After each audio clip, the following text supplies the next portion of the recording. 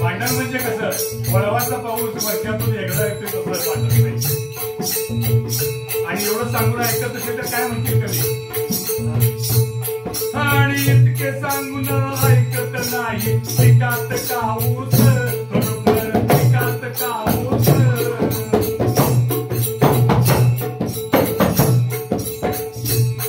आणि म्हणे रंगावर शिंदेच्या शंकीला